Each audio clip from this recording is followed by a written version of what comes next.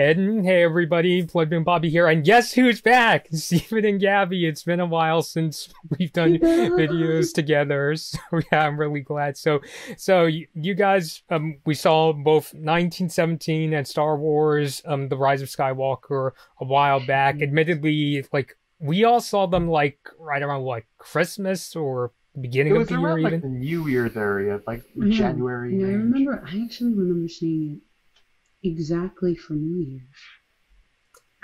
Rise of Skywalker. Yes. My cousin, I was over visiting relatives in Mexico, and my cousin's like, "Hey, you want to go to the movies on New Year's?" I'm like, "Oh yeah." So yeah, we went off. We watched that. It was freaking crazy. Yeah, that's really by cool. the way, if anyone's wondering why Gabby's whispering, it's because her family is asleep, so she's got to be very secretive.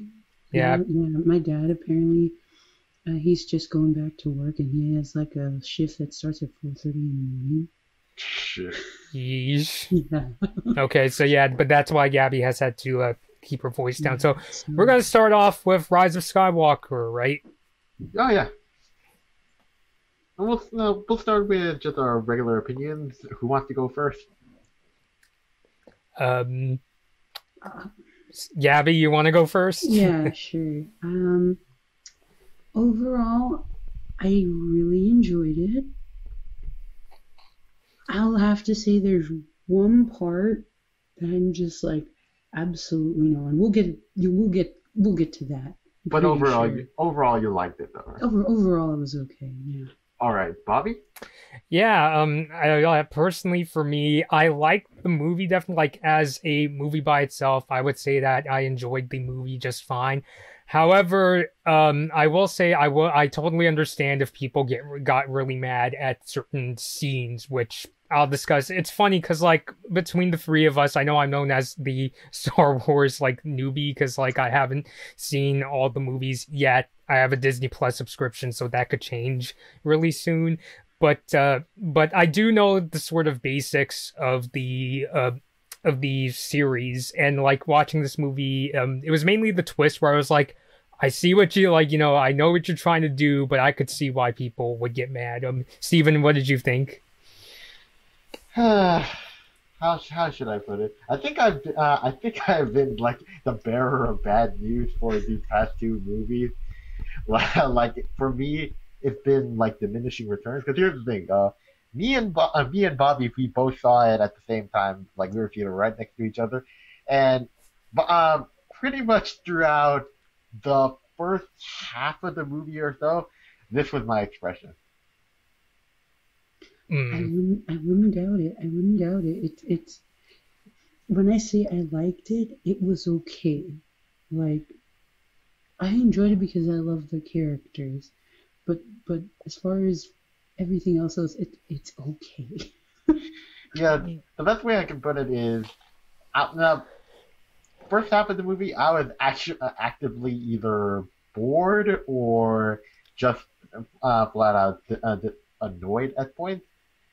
But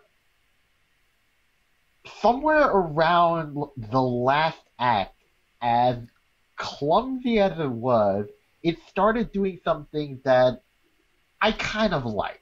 Like, overall, I cannot call it a good movie or even a good Star Wars movie, especially the more I think about it. But there is stuff in it that I still really like. Like, ultimately, there isn't a Star Wars movie from all of the 9 films. There isn't one that I can straight up say I had nothing to get out of. And this one, it had a couple things I liked. Overall, though, I'm with everyone else in calling it like this as a trilogy is kind of a mess. Yeah, I feel like I can relate to the whole kind of like later in the movie getting a little more hyped. And I think what kind of happened was like the whole time for me, I was waiting for that hype because I knew the hype was coming. Right? We all knew what we were waiting for.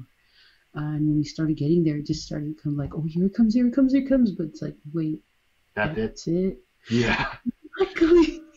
And the funny thing is, it happened twice because the whole reason, a big issue why that you get that feeling is you pretty much find out, oh, they just never had a plan with these movies to begin with.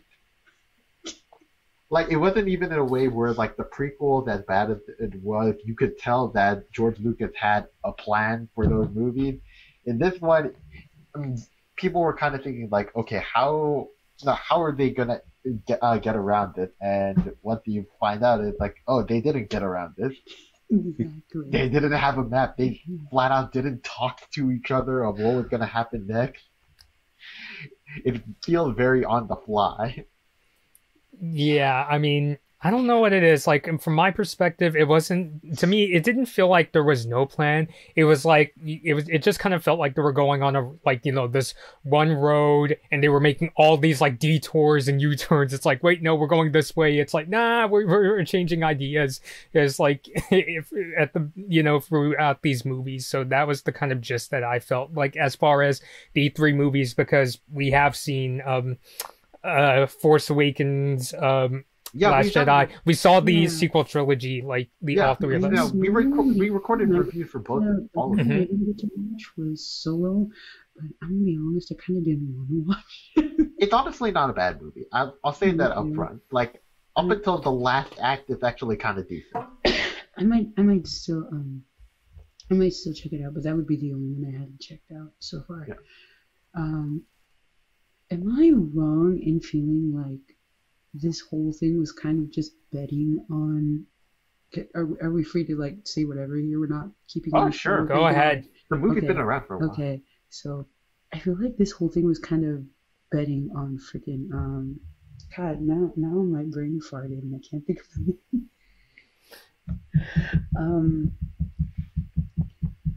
Darth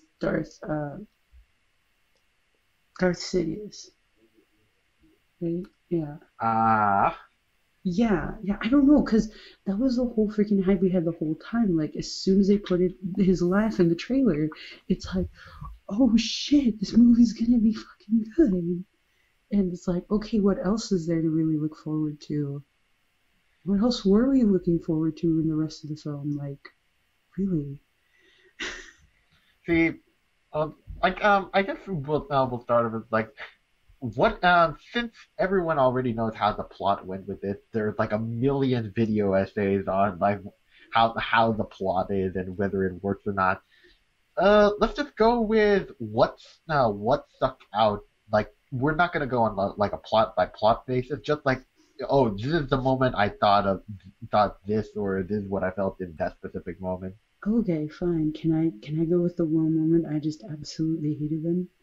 I mean, is it towards the very end, or did it start that way? No, well, it is towards the very end. I don't know if you still wanted to stay chronological. Let's try thinking. Oh, Fine. sure. All right. Okay, cool.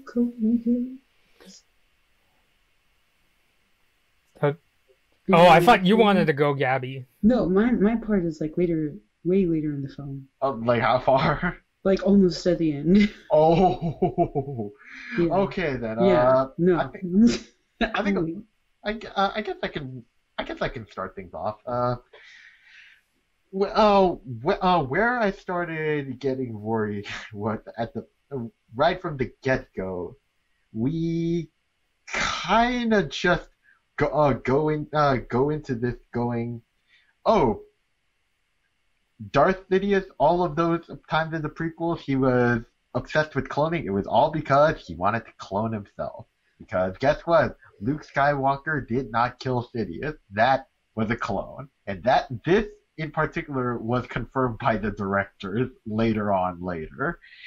Which I think that probably the biggest problem number one is we were already swallowing a lot with it making such a big leap from where we were in the previous movie, right from Force Awakens. Like, where the heck did the First Order come from? And so to give us this without ever hinting at it, it just, and not only that, but to essentially have an entire army of Star Destroyers that were bigger than any that were seen before, it really did feel like that was the moment when you thought, boy, this really is. I know we mentioned this at the start, but this really is just fan fiction. Like this is the kind of plot turn that a fan fiction would make.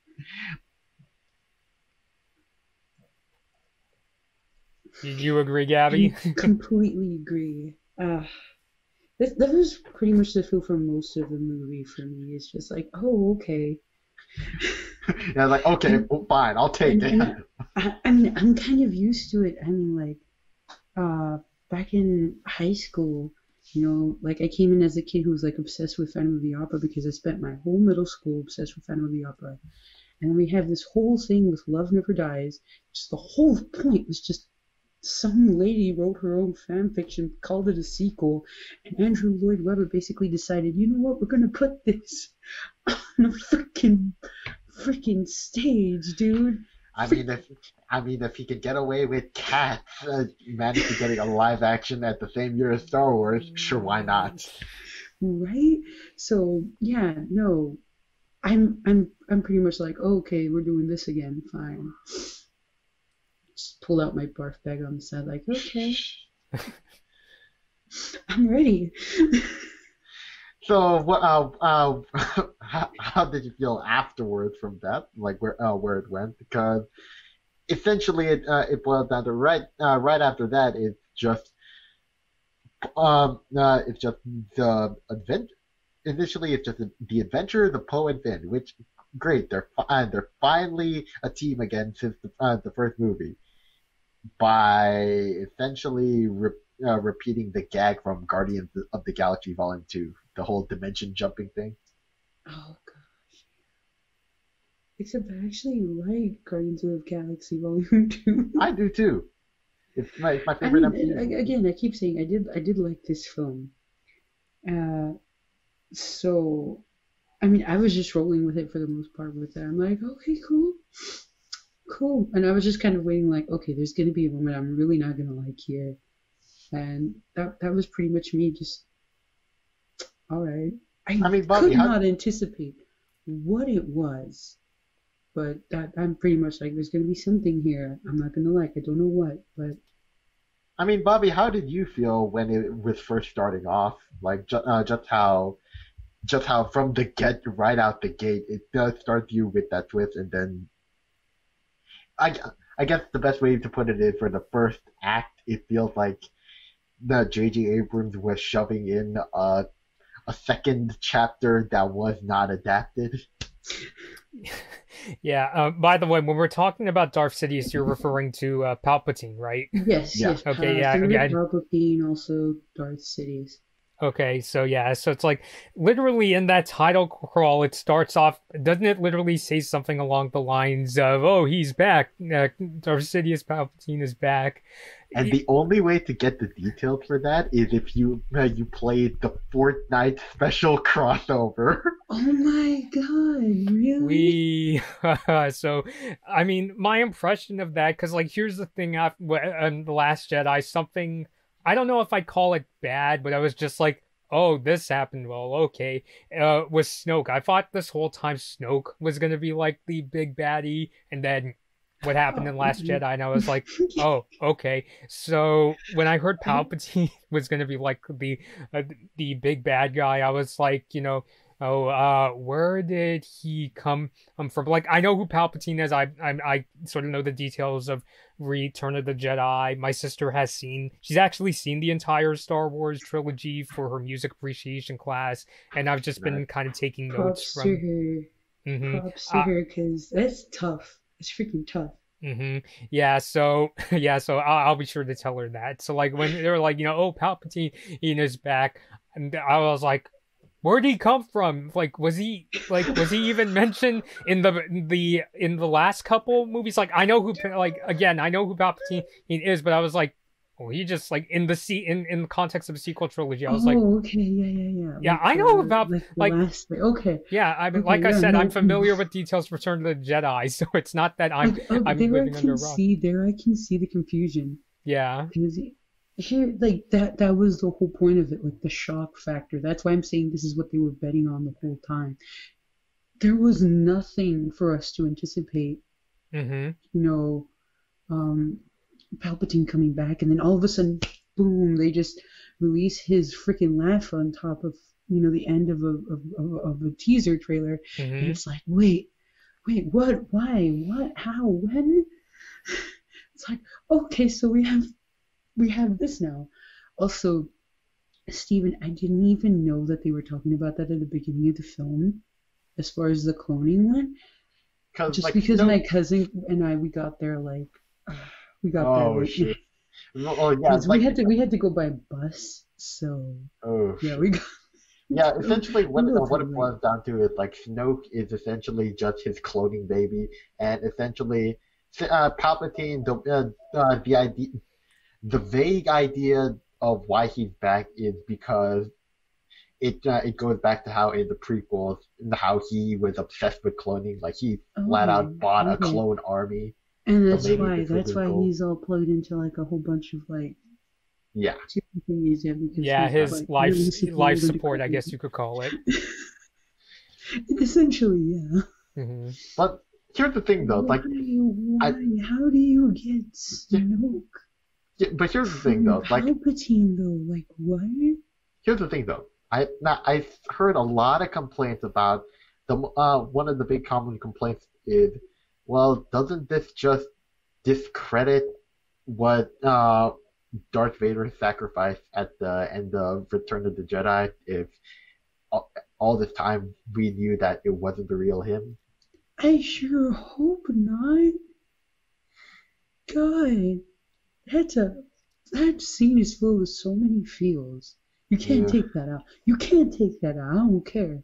I don't fucking care. Well, let's say that it is. Would that still not like?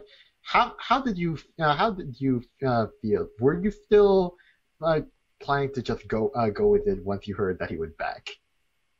Yeah, in fact, I was I was a bit on the hype too, because I'm like, okay, cool, old character. Can't wait to see how they come up with like an idea to have him back, where he's going to pop up. Like, I wasn't even expecting for him to have any part in the beginning, so I was just like, okay, cool. Like, I didn't see the beginning, so I didn't know. I probably would have been surprised if I saw him straight up at the beginning and be like, oh, but yeah, I'm just like, okay, I'm just gonna wait for Palpatine to come out. Yeah. Oh, go on, Bobby. Yeah, that was basically my reaction to after I wouldn't say I was like extremely shocked. It was just the kind of thing where it's like, he's back. Okay, just tell me a story then. Like that was. I know, yeah. And then because they were pretty much doing like that was one of the main appeals of Force Awakens, and Force Awakens I feel was like one of the most hyped, and you could actually really ride that hype. And it was like an experience when that came out, Obviously, the movie itself is, like a lot of people say, like a nostalgia trip, right? Mm-hmm. But as far as the experience of going and seeing it to the theaters and all that, the whole experience revolved around that. And so, that was, if you were going for that, you were going to freaking love it. And there was, like, two things you got out of it in this movie, with, who was it, Lando Calrissian also comes out, right? Shit! Yes. If we're going there, before that, let's just go back with. So right after that, what we essentially get for like 45 minutes or so is pretty much Rey, Kylo. I mean, not Kylo. Rey, Finn, and Poe finally actually going on a quest, but the quest is to just find what's basically a bunch of MacGuffins. It's just an excuse for them to actually be around for once. Except, yeah. And then you have Chewie, who apparently has to have his scared moment where you feel like they're gonna do something to him. He's like, what? Don't mess with Chewie, man. Don't mess with him. I mean, what did you think of this whole journey segment before they got to Chewie? Typical Star Wars. Yeah, I was honestly kind of Yeah, I'm I just was like, okay, going along. we're just being rascals right now. Okay, cool. Yeah, I mean, my honest take on it was, okay, cool. I mean, it's finally great to see the three of them together. Third movie too late, but still okay. And I'm gonna be honest, I kind of was mainly happy just to see Chewie back with his porn. Yes. Because essentially it's what I found out to be something that it kind of felt to me like throughout that whole journey, like them searching through the desert or so, is that while there's a lot of like little banter in between, there and this affected the whole movie essentially.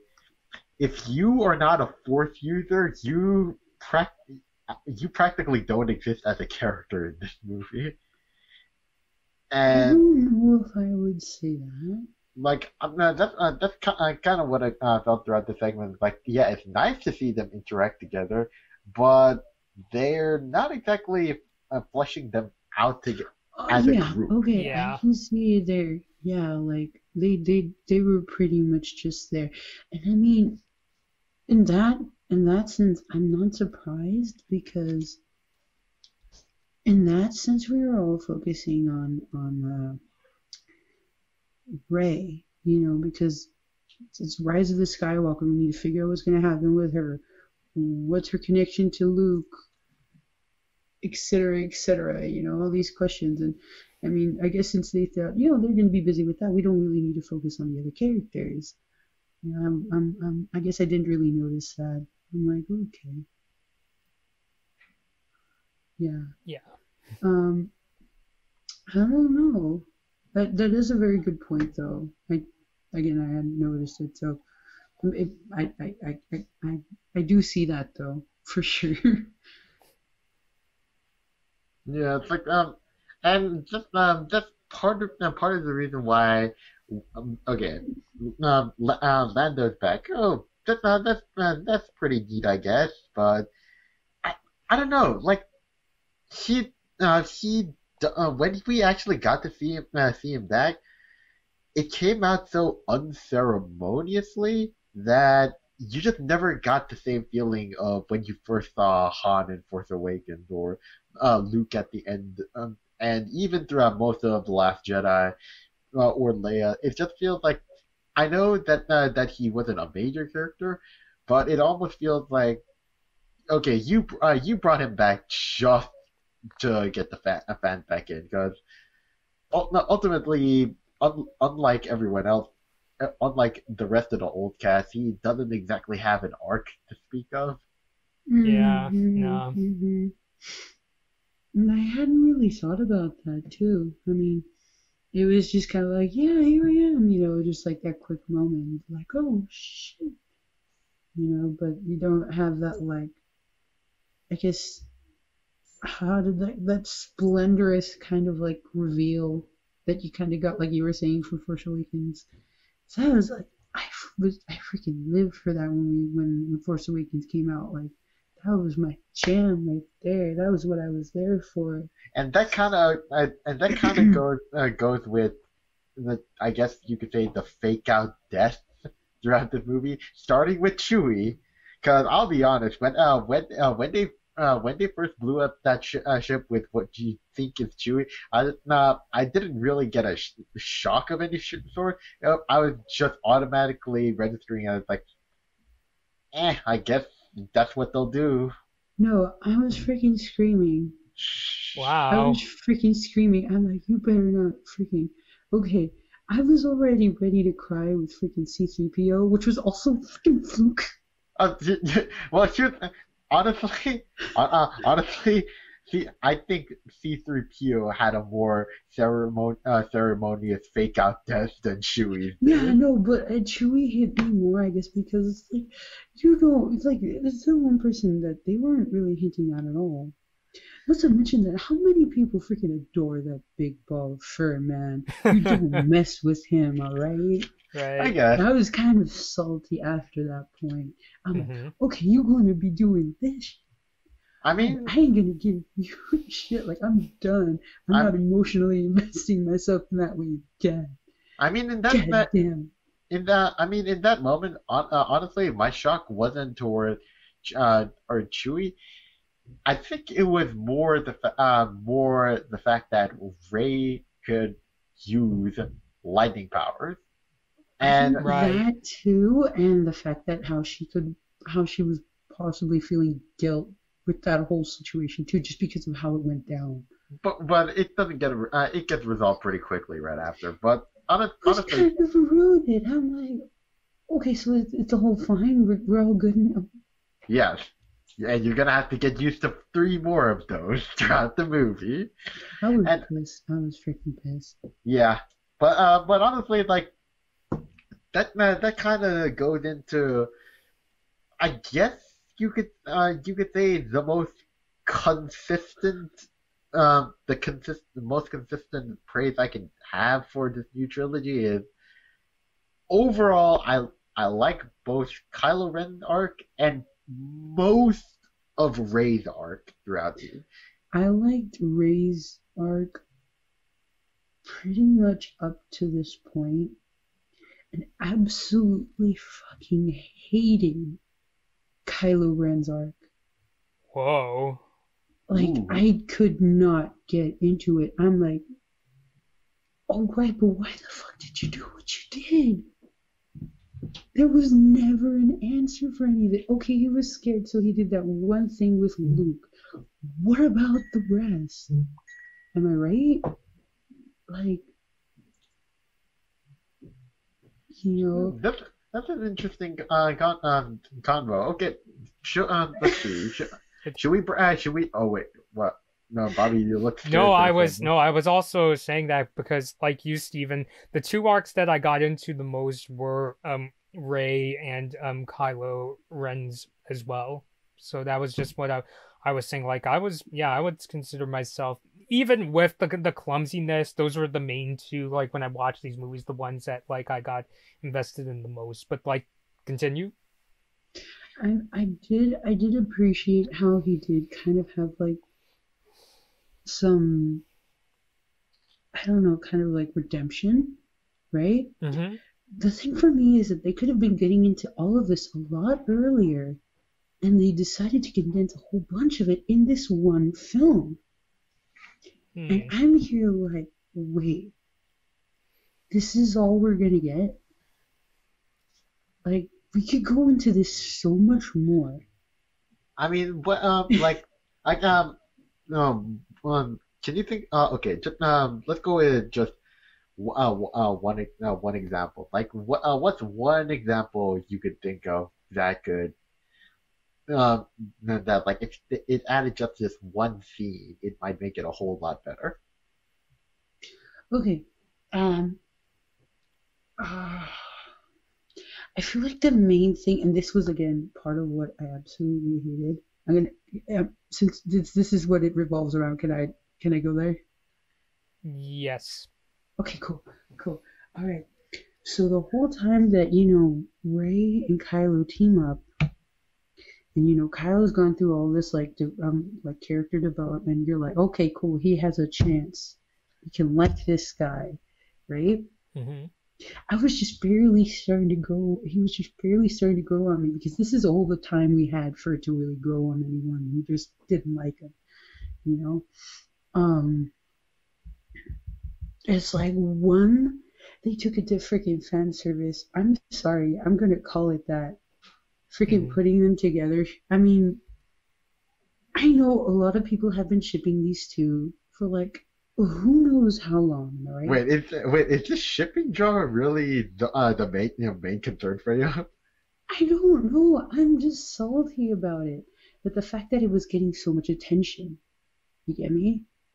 I mean, it's Star Wars. It was gonna get attention either way. Yeah. Okay, yeah, but the amount that it got to the point where it's like, really, this movie is resorting to that. Like, this is the kind of shit they do in musicals, man. I mean, let's continue on basing off of that then, because that is probably the But there most was just a consistent thread line. little more to it. It like besides just the shipping part. Like even then, I was ready to put it down. Be like, okay, whatever. people want their ship, right? Mm-hmm. And they fucking kill. Okay, no, okay, that doesn't exactly answer the whole like what's one scene you could add to it. Like it's just kind of clarifying, but Okay, what I would have done, I think it's just it doesn't. I don't even think you need to really add a scene to really fix most of this. If they just kind of held back a bit on the freaking shipping, right? And then maybe give him, I don't know if there was another. Are they going to be making more films? Let me ask that. Like, what did you replace it with? Because I just kind of like give him proper time to develop. Either have started this whole development thing earlier, No, I'm not talking about. I'm not talking about the shipping. I'm talking about specifically. No. This doesn't have to do with shipping. This has to do with him as a character. Not relationship development. I mean, like character development. Let's get into the nitty gritty with him. What got him into the dark side? Because as far as I know, there's very little as to why that happened. Okay, he was angry. Okay, he got scared. And then what? Somebody lured him in. Somebody, just told him, hey, this is better. Was it freaking Palpatine or Snoke himself? Like, what the heck is the deal? Like, okay, now I guess we'll continue off this point, eventually because we are starting to reach to probably the best scene with him. So let's go through a little light. Yeah, I don't know if I just completely lost you guys or what, but that was my whole deal. Yeah, you kind of did. You kind of did. But, I apologize. Me and myself cool, Gaby. Yeah, because okay.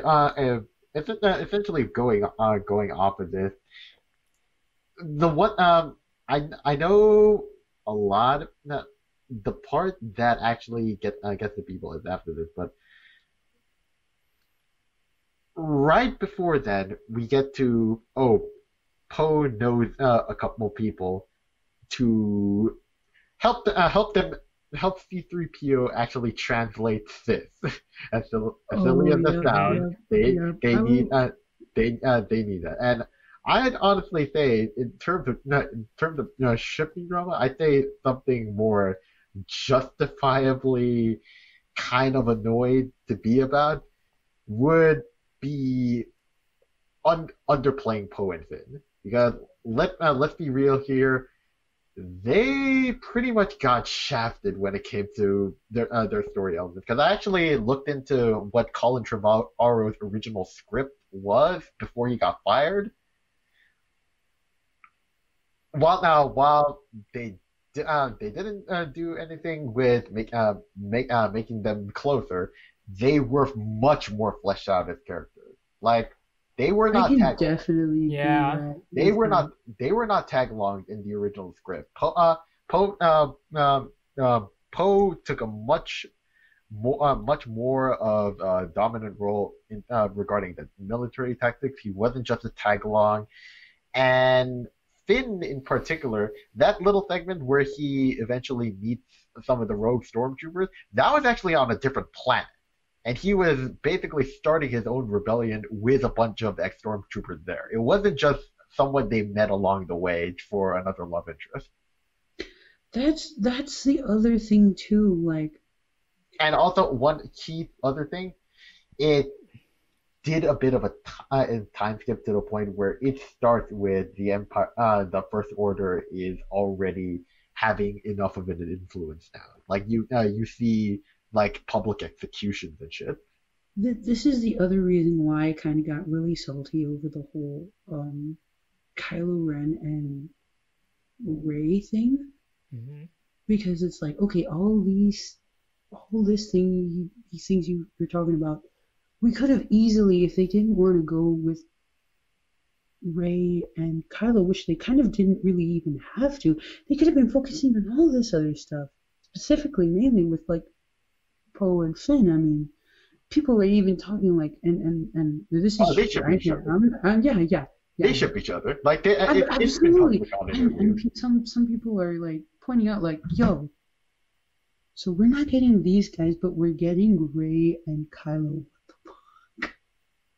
I mean, it's not. I wouldn't say that that's necessarily a problem. The problem is that we're getting it at the cost of them. Exactly. That's exactly the point. That's exactly the point.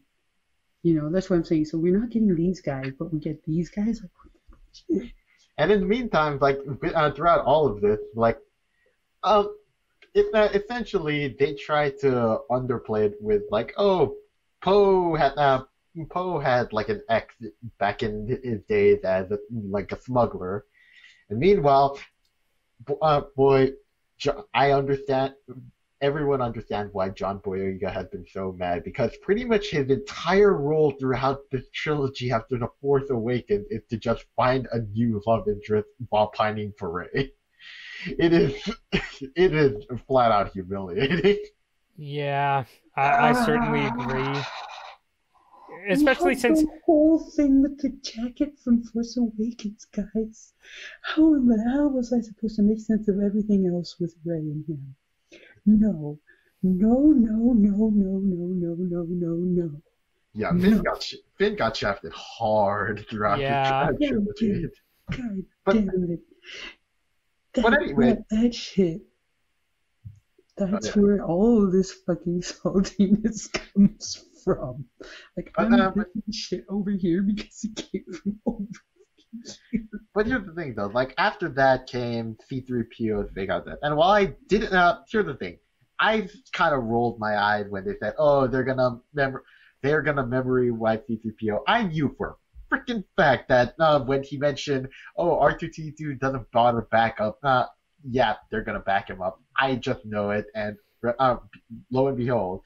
And I will say, like, I did like that he was being a bit sympathetic. Like, he actually did get a last word, unlike with Chewbacca. But I don't know. Like, for me, when he mentioned, like, one last look at my friends, like, your friends are all nearly dead. Like, why are you saying this to them? God. Like, what? Oh, like, that's so dark. Like, why are you saying it to these three who you've only known practically a few days? Because they're the friends he has with him right there, okay? Then wouldn't it be stronger if he said? Wouldn't it be stronger if he said, "I'm about to meet my friends again"? Yeah, like, that actually makes sense. Like, there's just. No, my feels, I can't. It's okay because Babu Frick wasn't exactly that much of a permanent killer. Dude, if that would have been the freaking line, I would have fucking bawled. Like, seriously, that shit right there. God, that was cheese. But I need to say that essentially because eventually it leads to that moment where Rey and Kylo, because of their Force connection, they can actually see where they are, and by the time she sneaks back, she sneaks back to find artifacts in Kylo Ren's room. They reveal that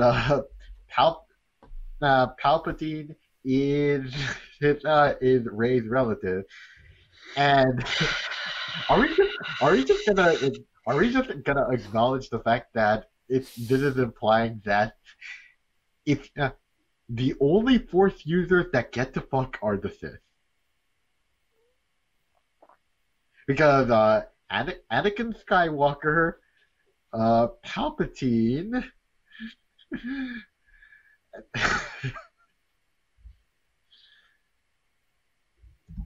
like essentially, if you fuck while you're a Jedi, you will become a Sith. That is what it's implying. I hadn't realized how many points right here.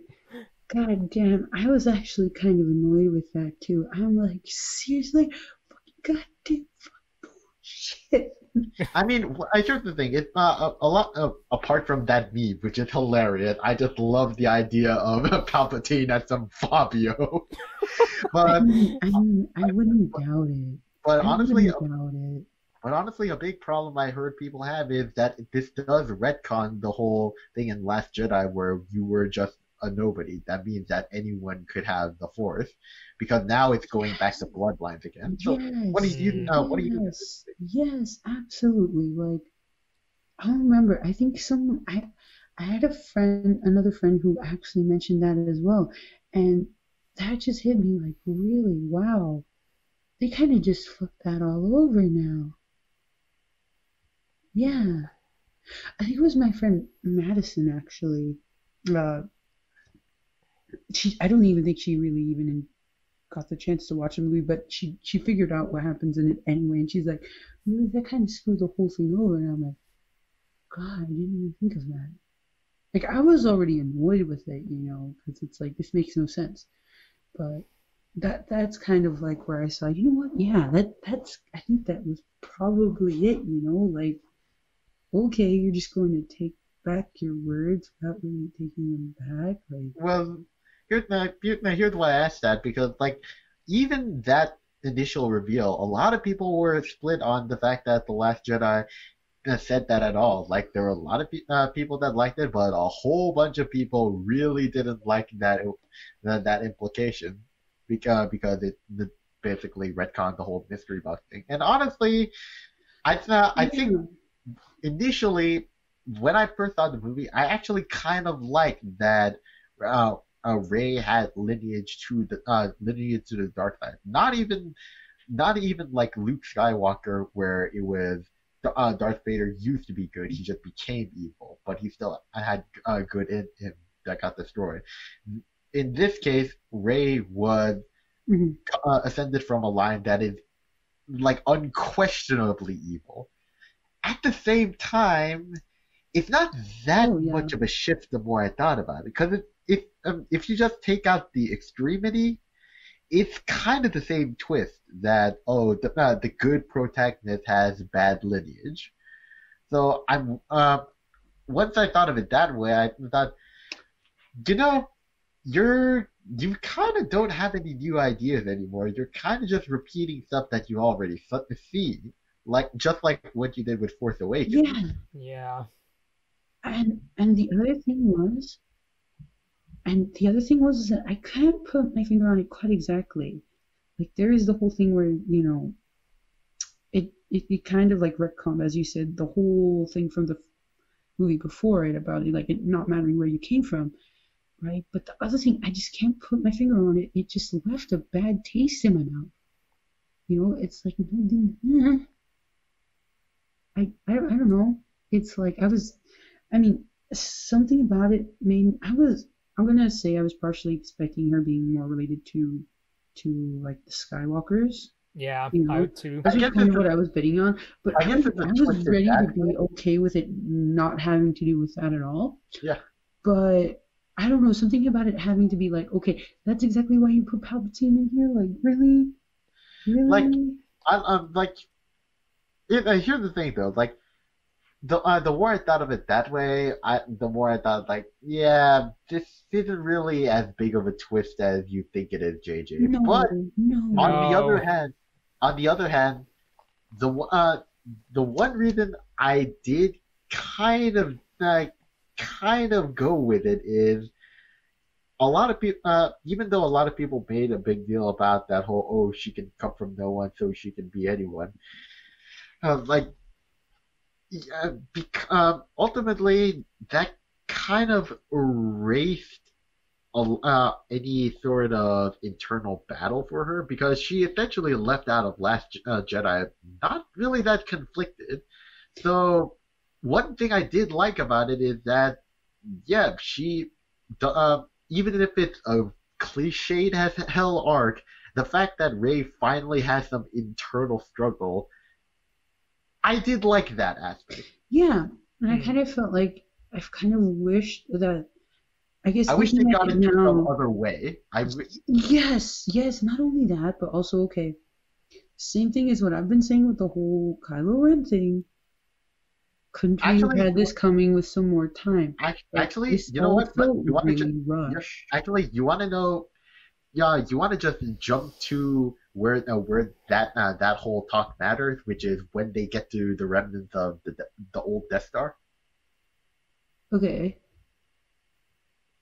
I mean, no, I mean that was a signal to you, like getting to their big battle at the old Death Star and what happened. Okay, okay. Yeah, I kind of did like them teaming up. I was all for that. I'm Oh like, no okay, no no ready. no no no no that's at the Sith planet. I'm talking about when they first like when they get to their big fight after they refuse each other and Kylo Ren crushes the Wayfinder and they're fighting in Oh that ocean with God. Yeah, yeah that that I'll was be scene. honest, that part's honestly really fuzzy for me. well I guess if before I we do remember what you're talking about. She had this doodly dad, yeah. and I don't know, he comes across it and he smashes it. You know, Yeah, that's the thing. Like a big chunk of this first half of the movie, that's a big problem with it. Is once you get down to it, the plot of it is essentially, oh, they're looking for some shit. Like not even shit that really matters. It's just stuff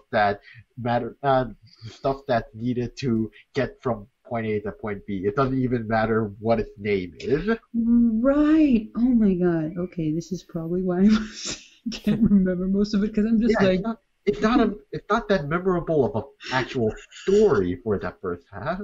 It's kind of just like I keeping forgot you that was the whole distracted. thing. Which is kind of sad because when you think about what exactly she was looking for, you'd think that'd be a pretty big deal.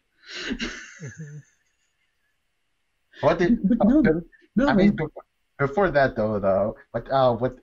What did you think of them revealing that Hux was the traitor all along, the one that was leaking information to them? My God, I'm having a brain fart again. Um, I don't like me personally. I don't know. For me, that just kind of came out of the blue, like Yeah, in a kind of why, like wait, what, like sort of way, not in like a good way. It was just like, oh, so Hux was the traitor. It's like, okay, but yeah, that's kind of how I felt. yeah, like I did kind of chuckle when he went on this whole like, oh, I'm doing this not because I care about who wins or loses. I just don't want Kylo to win Don't want Kylo because to he's win. been Yeah, he bullying him literally says that for line. yeah. But Oh, that's right. Okay, now I remember exactly what you guys are talking about. yeah, it's funny how like you have a whole brain fart of characters essentially jumping in and out of a fully armed Star Destroyer. Yep, yep, okay, yep. There you go. Okay, yep. I think at that point I was just kind of like, nah, deep down you kind of wanted to do something good. You know it. I don't know, that's just kind of the feel I get. I mean, obviously I'm going to admit that's kind of like, how should I say, kind of like optimistic. And I I'm mean, not going to say that has really any basis, but I'm just kind of like, we've gone through like how this whole first half is pretty much plotless, and ultimately, I think why you two had a good enough time at first is that it's let's all admit it. J.J. Abrams, he is very good at distracting. Like he does have a good grasp of like he's gonna keep the camera and pace constantly moving enough, like just from one action set piece to the next, so that and throw in just enough jokes there between the cast that even if nothing really important is happening, you're not bored for that first yeah, hour. yeah, I Yeah, can definitely admit that, yeah. And I'm all for that kind of like corny stuff, you know. I'm the line puller, so when you have more lines, like funny lines to pull, that's like, Well, speaking of which, like, what did you think of the humor in this compared to Last Jedi with Ryan Johnson? Because they are very different, like you can tell, just in the I'm gonna way they be tell their jokes. honest, even though I really enjoyed the jokes, I can't remember any of them. Yeah. yeah, same here. To be Like for me, completely I think honest. I think the case for me is like, yeah, I don't remember a lot of them, but none of them like took me out of the experience like with Last Jedi. Like with Mm, Last Jedi, I felt more of a jarring experience with when it tried to introduce humor. Here, the humor wasn't distracting, but I wasn't laughing that hard. Yeah. Yeah, that's pretty much it. And you know, I'll pretty much laugh at anything. But that's just a reaction. Mostly. Yeah. You know, I can like laugh at it like hysterically, and then the next 5 minutes later I'll be like, wait, what is the joke? Yeah. And honestly, from my perspective, it's not that I don't laugh. Like, obviously, you know, I like, you know, watching a lot of funny movies, and I talked about Eric. I even talked about Eric Andre in previous. It's just that when I watch the Star Wars movies, you know, I watch it for the story and characters. Like, yeah, there's jokes. I mean, Force Awakens, that's not how the Force works. Like, yes, there's funny lines, but it's like ultimately what sticks out to me the most is, you know, what happens story wise and how do the characters develop. See, though, you remember that joke, though? Like, so even in that aspect, I think what brought it down out for me for that first hour is comparatively to Force Awakens, like his tricks, they aren't as strong this time around as it was in Force Awakens. Yeah. Like you still remember some jokes and especially some set pieces throughout Force Awakens, but here at least for me, they kind of just blended together. Yeah. Yeah. Yeah. But I mean, even just straight up. no. Oh gosh, are we talking about the one where they have the whole scene in like the other movie before where they had the whole scene in the casino? That's The Last Jedi. Yes. Right. Yeah, the other one. Okay. Right off the bat from that movie, I can already remember the whole scene with BB-8 shooting freaking coins out of its thing. I was just all for that kind of stuff, you know, like I don't know. I can see how you find that jarring, but at least it stands out and you can point at it and laugh. You're like, oh, that's hilarious. I mean, he definitely knows how to keep that balance better in Knives Out, but I think another that's kind of another problem. Like, there's a lot of people who claim that Last Jedi is some subversive masterpiece, but I think Cosmonaut put it best, where if you just replaced Rose with Poe instead of not having it in Poe and Holdo, I can imagine that whole plot line working better, and we wouldn't have this issue of Poe and Finn feeling like tagalongs, since they'd have something to flesh them out better, rather than introducing a brand new character that is pretty divisive to say the least. But that's a tangent. Yeah. Let's we can talk about that forever, like. Yeah, but let's go back, because I mentioned that. The whole point there was just to compare the jokes between one movie and the other. Yeah, and what matters is essentially when they first get to Rey seeing what can only be described as Darth Rey inside the mirror with really cheesy shark teeth for one of the hallucinations. Like, she leaves out. She found a way. She was supposed to find a wayfinder, but Kylo essentially crushes it, saying, like, now the only way you can find them is to join me, and so they fight it off. And I will say the background setting was actually really strong. Like, that was where they probably paid a lot of attention for, like, the trailer material, where like they're just fighting on top of the remnants of this Death Star as the waves start crashing and such. But when I actually start looking at the actual fight, I don't know. It's a bit not only is it too quickly cut, in my opinion, but it's just not. It's almost like it's at the wrong focal length, because it doesn't feel like you're in their fight. It just feels like you're just constantly shaking through it, or you're too far away. It's just there's a way to film sword fights that really emphasize impact, and it actually feels weightless throughout most of it. I can agree. I can agree. I remember bits and pieces of it And the main image that comes to my head is just being so far away, like particularly just being so far away, like you're looking at it almost as if you were in a helicopter, just yeah. And I mean, I guess part of it could have been maybe wanting to get like how cool the waves and stuff look, but it's like really. Or they're trying to emphasize, waves crashing up on them. There's lots of, weather, or they're trying to emphasize how hectic a scene it is. Yeah, but at the same time, they're like, okay, that's cool, but sword fight. Yeah, that should be the focus of the scene. But that culminates in it's essentially the start of Kylo's change, where Kylo gets the upper hand. And honestly, I rewatched it, and I kind of do like the scene is where what makes Kylo stop is Leia uses the last of her life power to essentially remind him of what it was like before. Feels like. And interestingly, this is what I mean by Rey's internal struggle is. Rey is the one that pretty much pulled a sneaky maneuver by using that moment to just grab his dropped lightsaber and stab him.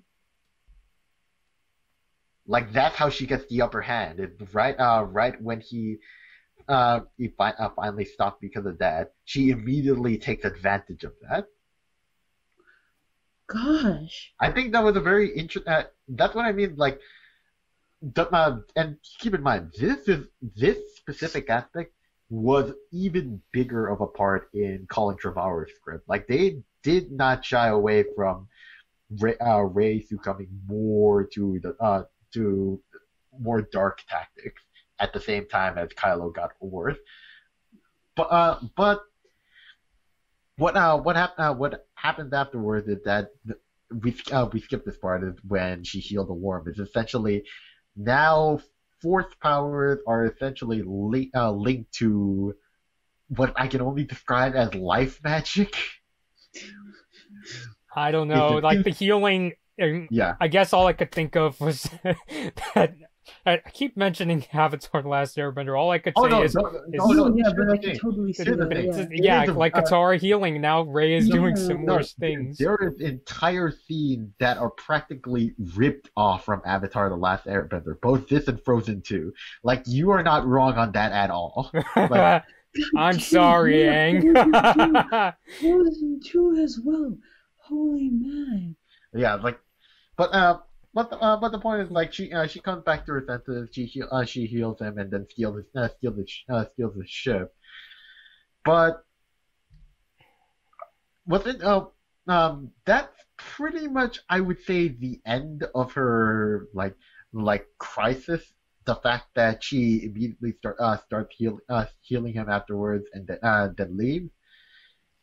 And that's probably lending to not just yours, but our whole criticism of it feeling rushed is that should have been saved for the very end. I think. I would say like everything that happens on that planet. Even in a flashback to that place later, is that's kind of where their character arc peaked, because afterwards when he's left shipless and well actually no, with Rey, come to think of it, there is that point later where the first place she runs away to wasn't to the Sith area, it was actually back to where she trained with Luke, which led to that one, like. This is a complaint I don't get. People are thinking like, oh, it's a retcon that Luke's ghost came and like just threw back the lightsaber and let her use her ship. But the whole point of The Last Jedi's arc was that Luke was wrong. So no, it kind of, that part, it's not really retcon. That makes perfectly sense in character, and it was nice to see Luke. Yeah, being I don't confident. see that at all. No. Yeah. Luke actually throwing back that lightsaber after Rey threw it away. That kind of did make me smile. Like, it's him. Yes. It's back to good old him again. Yes. But going back to where I was going is that ultimately, I think what was the best scene throughout out the movie was where, ironically, Kylo Ren's arc, I'd say, peaked, is when he finally just sits down, takes a look at what he was going through. Now he knows that his mother's dead. He killed his father, and then this is what I really dig. It's like Han Solo shows back up, and we're not sure if he's a ghost or not. Huh. I don't know. It's weird. Like, obviously, Han doesn't show up as like a Force ghost, but I always thought it was either a ghost or like some kind of illusion. I just assumed that as well, that it was a ghost.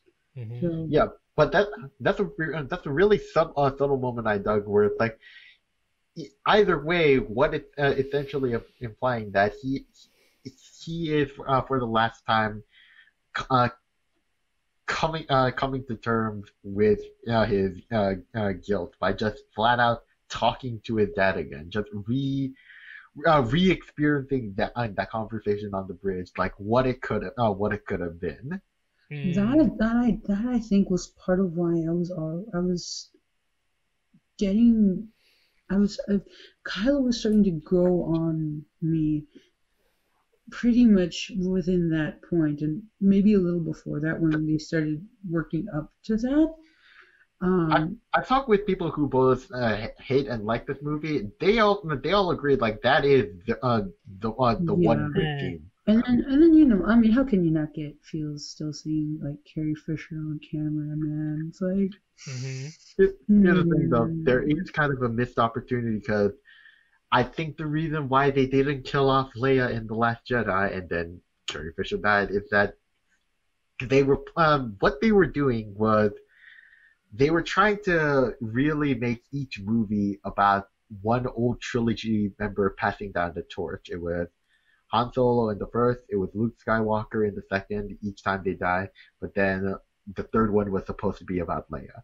And I get the feeling that a large chunk of the original script before Carrie Fisher died was that Leia was supposed to be Kylo Ren's anchor back, but then she died.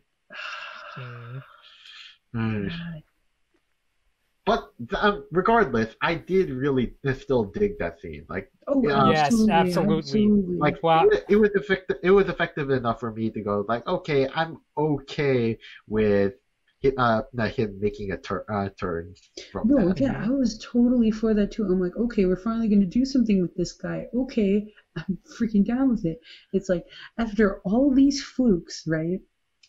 I'm like, okay, this guy's going to come back, right? Like, might as well, you kind of already did a whole bunch of flukes, might as well keep it up, like, there's no shame in it now. And it's like, nope. What? That was it. That was all the redemption he was gonna get. I mean, that was more than most of the cast. Yeah. Let's be real. Yeah. If you're going to put them together, at least make him more likable. I mean, you could still do so much with it. Okay. So we get anyway. We're getting to the big battle, where they go into Palpatine's palace, and well, I mean, I just kind of just keep going. Don't pay me much mind. I'm just here coming back into everything. I mean. There's stuff. There is like part of why I was kind of getting interested until it was confirmed by the director that it wasn't. Is that the way Palpatine was talking, like, I am all of the Sith at once. And maybe this is because I'm used to playing a lot of Dark Souls, but. I took it. If I were to take those words at heart, what it essentially implied to me was, oh shit, that's Darth Plagueis from the one who was considered like the originator of the Sith. Like the idea that came to mind was like Palpatine is just a vessel. What that thing essentially is just a collective of all the Sith Lords in one body now. That would have been amazing. But what contradicted that on retrospect is then why were you trying to kill Rey at the very start? Like that was your initial mission, but then you changed your mind later. But regardless, that idea was kind of what kept me interested throughout. That whole idea of like, oh, no, okay, I couldn't kill you, but maybe I can. He's just looking for someone to pass down the throne to. Like during that moment, I kind of interested. Like it could be Ren, it could be Rey. Regardless, he's either looking for someone to pass down the throne to, or someone to possess. Yeah, that would have been a lot more interesting. Yeah. I mean, okay, this has all been about my thoughts. Let's see how you felt about this finale. I mean, like this whole climax. I kind of just want to go off of that point you just made, though. Not very far, but it just went like, I guess seeing this to like they really didn't do anything like that. You know how like, because they totally could have, and that would have been freaking trippy as heck. You know, but I mean, instead it kind of left the dialogue, and this is how I took it initially. It just kind of like cocky, just kind of like your typical bad guy cocky talk, like I'm super strong, you can't do shit to me. I wish he said that. Blah, blah, blah, blah, blah. I wish he actually said that. You can't do anything to me. That's all I heard. Mm-hmm. That's all I heard. Oh, but yeah, that's pretty much it for me. Yeah, I mean, basically all I could really say was I thought that the whole the finale itself I thought was done all right, like given what we've got. Like I honestly felt like ironically. Probably the most half-assed thing I could say about that ending was honestly the stuff taking place outside with all the spaceships, because pretty much the only thing that matters is the chaos in this room. Everything with those Star Destroyers and such doesn't exactly matter as much. So when it tried to essentially pull up a version of Endgame's portal scene with, here comes Lando with the rest of the world, with all of their spaceships, we're gonna go through this Dunkirk style, we're calling in the passengers and everything. I was just like, okay. Or then when when Palpatine was trying to play that card on Rey, it's like, look at all your friends and blah blah blah. And, which Snoke already told in The Last Jedi. It's like, okay, man, like we already went through this. Kind of immune to it now, like no. But within that moment where it was just a topsy turvy of like, who has the most power at one point. I'm not gonna lie, it did kind of make me laugh at the moment where like he absorbed enough of Rey and Ren's power that he can basically his version of a Force Lightning is equivalent to a freaking Kamehameha. He's just a giant, just an entire 6 dozen lightning storms from his hand and just whacks out an entire fleet. Like it's that's stupid, but it's my kind of stupid. You can pull on more shit like this. I can dig that. I'm pretty sure I was having a similar thought too there. Yeah. Yep, that's how we'll forever see it. It's Kamehameha. At least it wasn't a spirit bomb that lasted like how freaking long. By the way, you want to talk about how like before this, Ren essentially was being captured by the Knights of Ren, who literally get one mention inside Force Awakens and then never got mentioned again, and then they get brought back here, and they're just a bunch of costume dudes. Like what the fuck? Like, okay. like Wait, I don't know if I missed it in Force Awakens or what, but by the time they were talking about it in Rise of Skywalker, I'm just like, say, well, huh? yeah, it's like Kylo's what now? Like, here's the thing: they're supposed to be conceptually, they are supposed to be his rogue team, and it's like he's facing off against his teammates. But we know jack shit about them. They don't even get to talk. Now, That's what I'm talking about. Like, just okay, get the fucking Kylo Ren. Where the fuck are you coming from? What the shit? It's like Kylo Ren is just like this amalgamation of stuff. It's like, where did he come from? Oh, I don't know. Good point.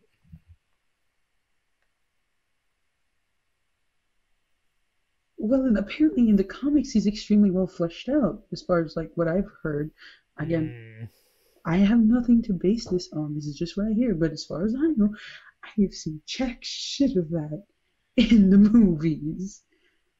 I mean, I don't know. Also, my first impression of him just completely ruined my experiences with him since, because as soon as he was introduced as a character, I'm just like, okay, we have the rage baby here. It's literally just the rage baby. Okay. Yeah, that was my first impression too. And from that point on, I'm just like, yeah, no, shut up, rage baby. I don't want to hear you. I mean, like, I get another thing is like, what I mean by the second half, there was still some stuff that I kind of liked. Ironically, it goes back to what Bobby said about Avatar: The Last Airbender, because they essentially copied that wholesale regarding Rey, and it's basically her meeting the ancestors moment, where at the very final scene she stares up at the stars, they look like they lost, and pretty much when she's close to death, Kylo Ren take the last shot, basically in the same way Zuko took for Katara. Exactly, in fact. But then, in the midst of that, she gets the power to rise up because she can hear all of the previous Force messages. And there is one thing in terms of fan service that I actually kind of like, is that among those voices, it's not just Force Masters who were in the movie trilogy. One of them is freaking Ahsoka from Clone Wars. So, in that case, Props to that. Yeah. Yeah, so it really is like this whole like we don't get to see them, but essentially that whole idea of like the Force, if all of the Force ghosts lending their power to her in order to deal with that whole lightning blast with two lightsabers, but no, one is Kylo Ren and one is hers. Like, it's stupid. It's stupid as hell. But again, just like with his Kamehameha Force Lightning, that's cheesy shit that I like. Yeah. No, that's exactly what I'm there for. Like, I'm all for that. Like, hell yeah, power of friendship. Power of friendship. Speaking of which, I kind of dug how Palpatine's palace looked with all like there's like monuments towards him. There's like these faceless monks just all around in the crowd, just staring at him. Mm-hmm. Or as one person on YouTube, I think, likes to call them, the Guns N' Roses fans. I mean, what did y'all think when it was building up to that climax? Like, both with the space battles happening outside, just Ren and Rey versus Palpatine, and like that final confrontation with Rey and Palpatine with Force Lightning. I pretty much felt almost exactly the same way as you, as far as like, really, you're going to try to play this card again? Like I said, that was kind of just like, I was all kind of anticipating that at that point. Like, okay, yeah, blah blah, end of the world, we know. Other than that, I was particularly invested in the whole battle. Again, like you said, the whole thing with the lightsabers and the hearing all the Force Masters and all that. That was cool. I didn't notice that Ahsoka was in there, but that is a cool, that I was really interested in. Um, I don't know. Like, other than that, Like I like how like it on one hand it is stupid as hell because essentially it's just oh here's this almighty being facing off against another almighty being and oh who's gonna win, oh of course we know who's gonna win but who's gonna win at the same time no, yeah, but I'm all for that. I'm all for I that. mean here's the thing like we all like to make jokes how the Jedi are basically just space wizards and that pretty much is just how a Harry Potter battle is. It's just a matter of like pointing your wand and who is gonna win. Yeah. It's like, gee, guys, I don't know the character we're all here for, the bad guy. Yeah, But it's I just mean, riding like, on the tension. I mean, like Bobby, it's like considering that it in that case more so than even Star Wars, it was ripping off Avatar. What did you feel about that scene? You know where my brain went when you guys mentioned the whole thing with Katara. Mm-hmm. The whole juxtaposition between Rey using the Force lightning and then the healing, juxtaposed, like compared to The blood bending. The blood bending and the freaking healing. Like the whole episode with her blood bending, I was just like, wait, what? Okay, I guess that leads to the biggest question. Like, were you okay with this essentially being the not so bad adaptation of Avatar? Like, not the M. Night Shyamalan version, the slightly okay version. I would accept this over the M. Night Shyamalan as anything remotely canon or related to Avatar: The Last Airbender. Okay, this is fine. This is great. Yeah, no. Yeah, I mean, honestly, the way I didn't honestly watch this movie with that kind of Avatar perspective. I think the only scene that where I specifically thought, oh, that seems like something in Avatar was when they showed Rey had the ability to heal. So I kind of watched the final battle in a sort of I was able to detach myself from that kind of way. I was just getting invested in this, and I as I said earlier, I think it was just a matter of they were just riding on the tension because it's we know who's going to win. It's just we in my case, whenever I see really kind of tense battles like that, it's just that I hope that I was right and the characters I'm rooting for. Let's ask you this: specifically within that climax, was there any one scene that stuck to you that made you stick with it, that made you stick with being invested before they got to that battle?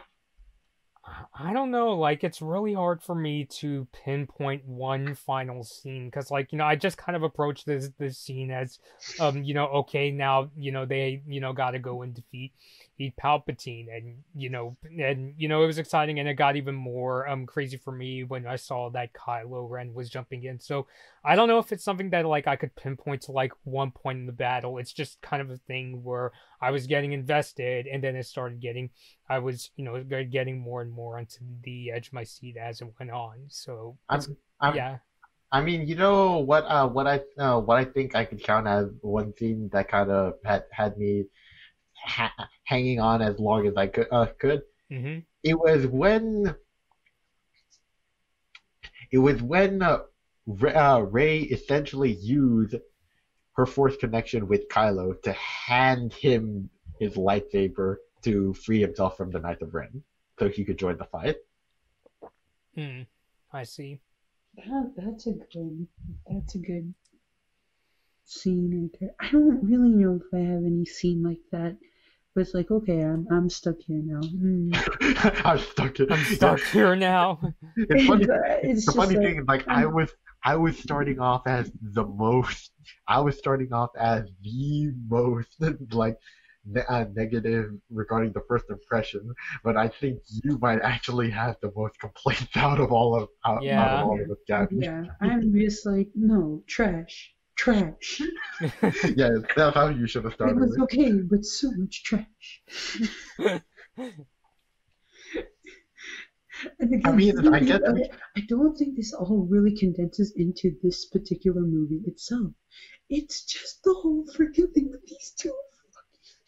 I mean, what? I mean, I guess I can. I guess we can talk like. Well, all that leads up to, I'm just gonna call it your favorite scene because that's what it is. Because you can't get it out of your head.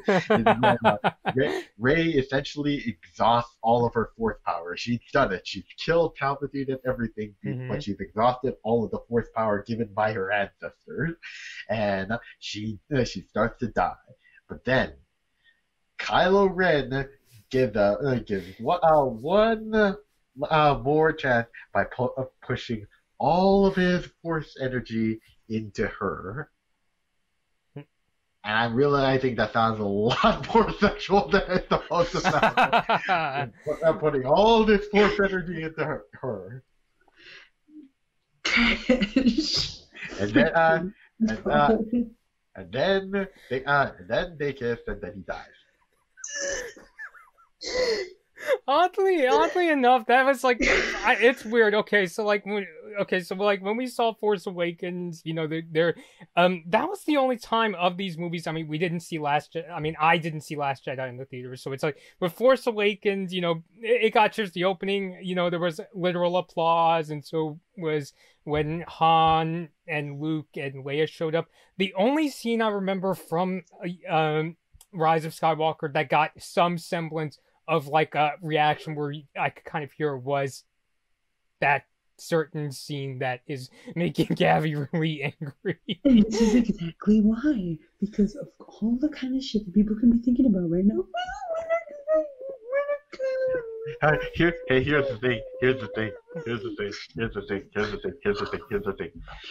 One of the funniest things I've ever seen on Twitter is regarding from the perspective of a theater that is pretty much half of Raylo fan, and once he died, and once it was pretty much ending, and his Force Ghost didn't show up, there are like people booing, and then among the crowd there was one girl that yelled at the top of her lungs, "I hate Star Wars!"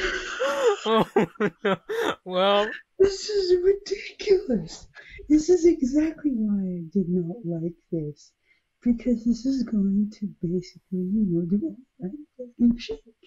And I mean, yes, okay, they're going to get mad at being dead. But would you rather, like, you're getting upset because he's not going to have more time with Rey? Like, really? That's the fucking thing that's bugging you? Like, what the fuck? So much more you should be upset about in that perspective. Like, here's the ironic thing. You're saying all these complaints right now, but the sad fact is, ultimately, they were pretty much the only viable option as a ship because they were the only ones that got developed in Last Jedi. And the development was just like, And ironically, that was the only thing that this movie didn't try to retcon from The Last Jedi. Yeah, I mean, I sad for it because, like I said, those were the. God, I guess that's why it upsets me so much. It's just, God, of all the things you could have kept, you kept this. I didn't mind it. I honestly didn't mind it. It just sucks that it wasted a lot of time. It's besides that. I will admit, I do get into ships. So I guess that's partially why I got so salty over this. And the other thing is just it's like, it seemed so forced from the beginning that I just could not get on it. I'm like, no, y'all enjoy yourselves, but this isn't for me. No.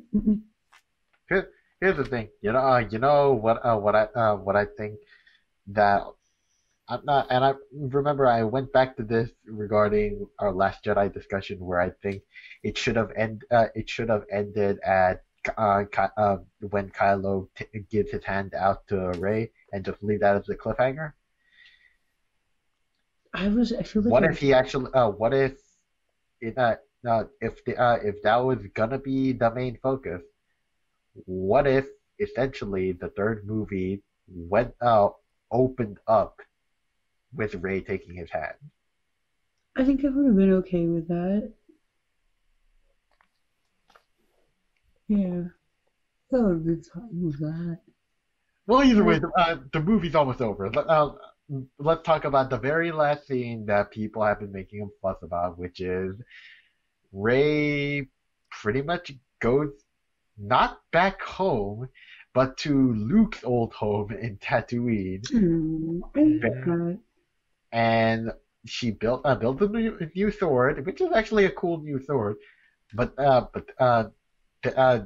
and after the whole movie was essentially about like your lineage doesn't matter, ultimately she instead decides to continue the lineage that has mostly been associated with good now. So it's kind of mixed messaging.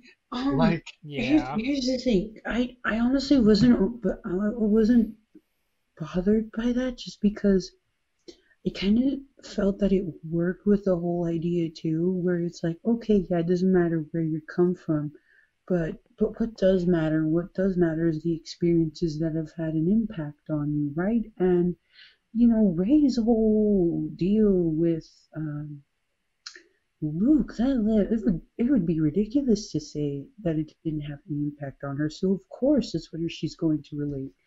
Like it was probably the closest thing she had to a family. Why wouldn't she focus on that?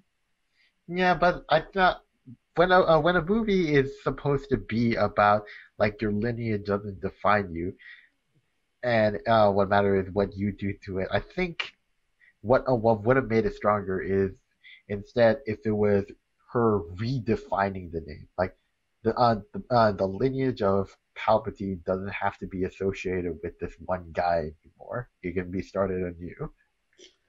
Instead of banking off of the name that most people associate with pretty much the hero of this entire story. Um, I mean, And I think really.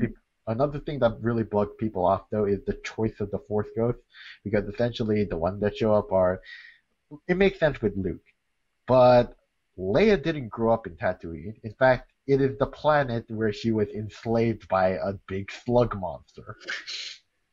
Right. So why is she over here looking wistfully like that? Well, That because seems like an oversight. I thought that just didn't. I didn't think that had to do with the place. I thought that had to do with the person. So that's why I thought it made sense. I mean, because then you could ask them, why the heck did all those Force ghosts come up in, like, what was it? The No, it wasn't the Wookiee planet. It was the Ewoks? yeah, yeah. How do you explain that? I don't. I didn't really relate that a lot to do with like the freaking places she was at. It just had to be the people that had the impact on the person who they're looking after. So I didn't really pay that much mind. I guess it Like makes I sense. didn't even really make the connection between Tatooine. Like I think that's just a big oversight of like But that's still just hilarious. Like imagining her just manifesting there and be like, "Oh God, we're here." I'm just picturing that now. Wow. Okay. yeah. But yeah, I mean, I don't know. I don't see anything there. I'm like, I thought it all was okay.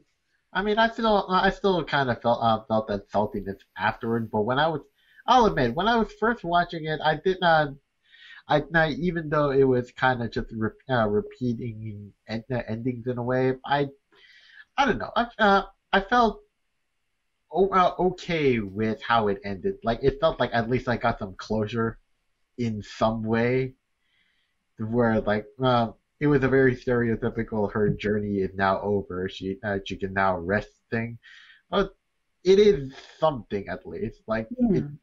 it didn't and part of it is because like both this movie and Last Jedi kind of killed a lot of hype for me. So I didn't really care as much how it closed out as long as I got a closure of any sort. I It, think it between Last Jedi and Rise of Skywalker kind of really killed that whole hype thing for me. yeah, but I'm sorry.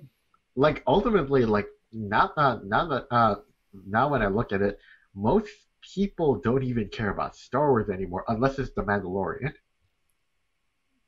Yeah, that's the kind of vibe that I felt myself. Speaking as a person who received a Baby Yoda poster for Valentine's Day, I Yeah. can fully agree.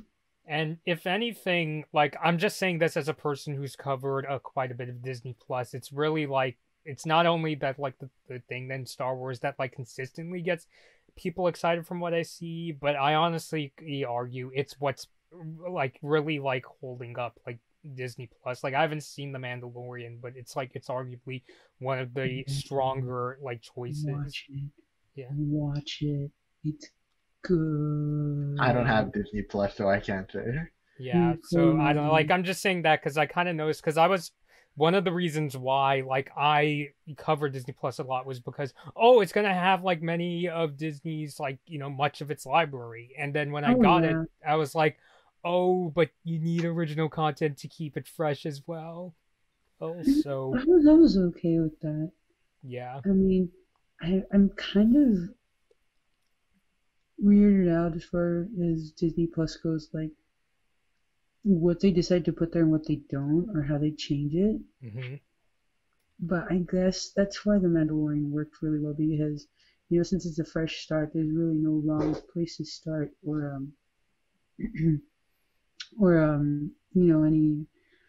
any kind of thing that's just like, oh wait, no, we can't go there. Right. But anyway, Mandalorian, great show. Watch it. I see. Cool. So yeah, so is that it for Rise of Skywalker? Yeah. Okay. Yeah. All right. So wow, this discussion went a lot of places, and yeah, me personally, the ending it worked for me, but again, it kind of went into that territory of I see what you did there, like that kind of. Especially like when Rey was like asked, "Oh, what's your last name?" and she said Skywalker. When I heard that, I was like, yeah. So, but yeah, after hearing Steven's idea where he suggested maybe she should have just gone with the name Palpatine and like went with this idea of you don't have to be defined by what your grandfather did. You could go on your own lineage. I was like, yeah, they probably that actually sounds like a better idea. But as is, I think it's fine. It's just. I agree. I mean, I think it could work. Mm-hmm. I don't know if I'd have bought it if they had just had her keep the Palpatine name. Honestly, I don't know. Honestly, here's the thing. Initially I was like you, like I was like, yeah, it's not that great, but I'll take what I have. But ever since actually reading up on what the Colin Trevorrow's script originally was, I can't help think about how much of a letdown this is. Like if you have time, like you don't even have to read the whole script. Just look through the cliff notes of how different it is. It's it's a lot more interesting on where they went with it. I see. In the script, right? Yeah. Yeah. Okay. That's usually how it goes. Yeah, but in this case in particular, it's big differences. Because what it essentially seems to go for is, two choices. You can either go off of where Last Jedi initially was, or return back to the well. And they kind of return back to the well. Like there's a very good video by Patrick Willems of like what do people look for in Star Wars Part 2, where it's dealing with, like, I don't agree. agree with him regarding his take on Last Jedi because he's one of those guys who kind of deifies that sequel. But he did bring up some interesting points, particularly with this movie. So I'd recommend giving that video a watch for more info. Okay. Oh, okay. All right, so guess we'll end things off there. I actually want to do like a second like recording for 1917 because like this actually went quite a bit, so it's just I don't want to turn this into like a 3-hour review.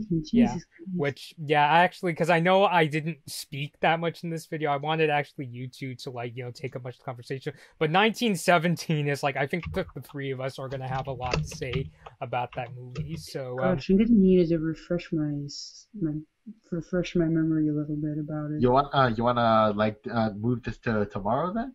No, I think we can do it. I'll just look stuff up and stuff.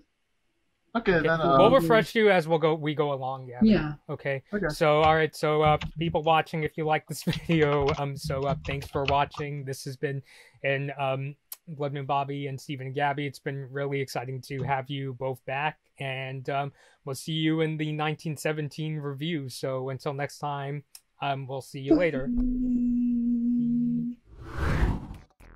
Hi everyone, thanks for watching this Blood Moon Bobby video. Like and share the video if you enjoyed it. Subscribe to the channel to see more of my videos and ring the bell to be notified about my latest uploads.